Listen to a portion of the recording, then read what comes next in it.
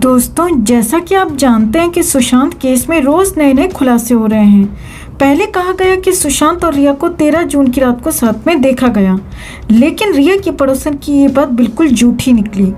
फिर 13 जून की पार्टी की भी बात आई, उस पर भी कोई पुख्ता सबूत नहीं मिल पाया।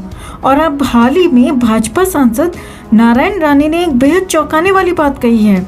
उनका दावा है कि हादसे के वक्त सुशांत के घर पर एक मंत्री भी मौजूद था और अगर इस केस की सारी परतें खुलती हैं तो वो मंत्री भी जेल जाएगा। वो यही नहीं रुके, उन्होंने यहाँ तक कहा कि उनके पास इस बात को लेकर पुख्ता सबूत भी हैं जिसे वो सिर्फ सीबीआई को सौंपेंगे।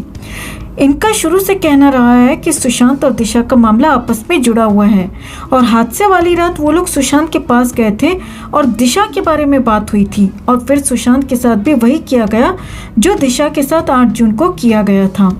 उन्होंने ये भी कहा कि सबसे बड़ा सवाल तो ये भी है कि दिशा के साथ 8 जून को वो सब कुछ हुआ और दिशा की पीएम रिपोर्ट 11 जून को बनाई गई, जबकि सुशांत का मामला कुछ घंटों में ही निपटा दिया गया। ये दोनों ही बातें यही साबित करती हैं कि दोनों के साथ ही अनहोनी हुई है, गलत हुआ है, जबरदस्ती हुई है।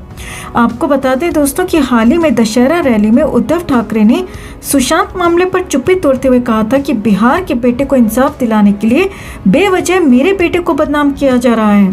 इतना ही नहीं, मुंबई पुलिस के साथ साथ पूरे महाराष्ट्र को कलंकित किया जा रहा है, जो बेहद गलत है। तो ऐसे में हम उद्धव ठाकरे से कहना चाहते हैं कि कौन सही है और कौन गलत है वो अब सब जान चुके हैं। सुशांत केस में सीबीआई का विरोध क्यों किया जा रहा था ये भी सब जान चुके हैं। हम नारायण राणे से भी कहना चाहते हैं कि अगर उनके पास पुख्ता सबूत हैं तो वो किस बात का इंतजार कर रहे हैं, क्यों सीबीआई के पास नहीं जा रहे हैं और सीबीआई इस मामले में अब तक आखिर कर क्या रही है। सुशांत के केस को कुछ ही दिनों में 5 महीने पूरे हो जाएंगे, सीबीआई को इस केस में आए 3 महीने पूरे हो जाएंगे, लेकिन अब तक सीबीआई का एक भी ऑफिशियल स्टेटमेंट बाहर नहीं आया है। तो आखिर माजरा क्या है? क्या ये केस यूं ही दब जाएगा? क्या आप ऐसा होने देंगे? दोस्तों कमेंट में ज़रूर बताएं।